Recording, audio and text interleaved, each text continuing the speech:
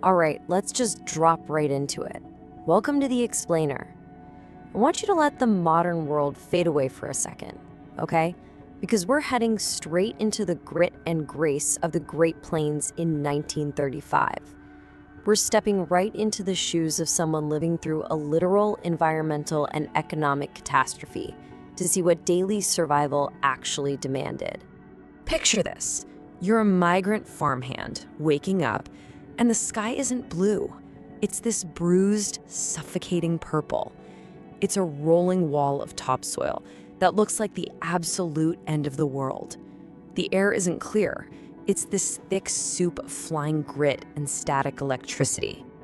Actually, before we go any deeper into the dust, just take a second to sink into whatever you're sitting or lying on right now. Feel the weight of your clothes, the silence of your room. Really notice it, because the 19-year-old woman we're following today, Sarah, would give absolutely anything for just 1 minute of your clear air. It's such a wild contrast, right? On one side, you've got your comfortable brick house, a stationary bed, easy breathing. But Sarah's reality? She's in a 2-room shack caught right in the middle of a black blizzard. You're not in a safe, insulated box anymore. You're out where the howling wind sounds like a wounded animal, violently rattling the floorboards right beneath your feet. And think about where she sleeps. Her mattress is literally flattened, crackling straw. You open your eyes in the pitch black morning, and there are no crisp sheets. You just feel sand in your teeth and this relentless film of dust all over your skin. Every single time you move, that wooden frame stuffed with straw shifts and rustles, and the room just smells like dry earth, wood tar, and the sharp tang of a kerosene lamp. So, it's morning, you're getting dressed by memory in the dark, the floor is freezing under your bare feet, and you pull on a patched cotton dress, just listening to the building groan as it settles into the shifting sand. But the real kicker? The well has been dry for weeks, so your first task isn't getting a drink of water. It's a totally losing battle against the sand, scrambling to hang wet sheets over the windows just to catch the incoming dust. This brings us to the economics of survival, and a concept known as the poverty penalty. If you haven't heard of the poverty penalty, it's this crushing economic reality where families who don't have the funds to buy necessities in bulk are forced to pay drastically higher prices for smaller quantities. The sources note that Sarah's family was one harvest away from starving, but that harvest never came because the wheat just rotted in the terrible heat. And here's the tragic part. Being that close to the edge actually makes survival itself exponentially more expensive. Let's break down the math. Buying coal in bulk by the ton would cost $5, but Sarah's dad doesn't have $5 to his name, so he gets hit with the poverty penalty. He buys coal by the scuttle, he buys grain by the handful, and because they don't have that upfront cash, they end up paying almost double the wholesale price, losing precious, vital pennies to a systemic penalty every single time they go to the market. Now, how do you even fuel yourself for a day like this? Well, you get a chunk of dense, dark bread and a cup of what they called tea like lye. It is definitely not a comforting morning brew. It is bitter, burning fuel.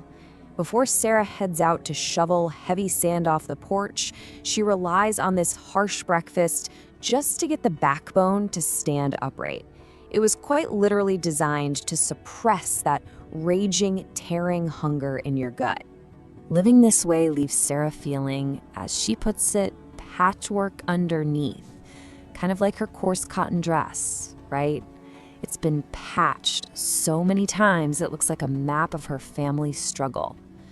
She's getting physically stronger from the labor, sure, but as the tenement women of the era would ask, stronger for what? To just endure more back-breaking work? To shovel more sand while slowly fracturing on the inside? Ultimately, her survival boils down to 2 things: gravity and hope. Much like the historical water carriers of London, her entire existence is anchored by these 2 forces. Gravity keeps her grounded, and hope keeps her moving. Specifically, she's hoping against all odds that the wind shifts before the barn is entirely buried by blowing earth. So as we move into midday in what they called the City of Dust, the swirling dirt has completely swallowed the sun. The light coming through the window isn't bright daylight anymore. It's this dim, gray glow. It creates a deeply claustrophobic vibe that makes the walls of a tiny two-room shack feel like they are literally closing in. By the afternoon, the physical labor turns into a massive mental burden. Her chores shift to mending sacks, meticulously counting the few remaining pennies in her mom's little notebook, and making impossible decisions. Every single cent is accounted for in this ledger, and they're constantly weighing the desperate need for simple warmth against an empty stomach. And on the days when food actually wins out on the ledger, dinner still doesn't offer any fresh vegetables. It's usually a thin pottage of beans thickened with a bit of flour, or what they called cabbage water soup. It gives almost zero real nourishment. It's basically just an illusion that sits in your stomach so you can trick your brain into thinking you're full before you try to sleep. Finally, night falls.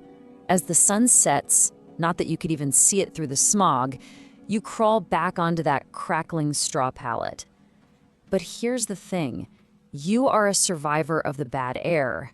You are part of the heartbeat of history.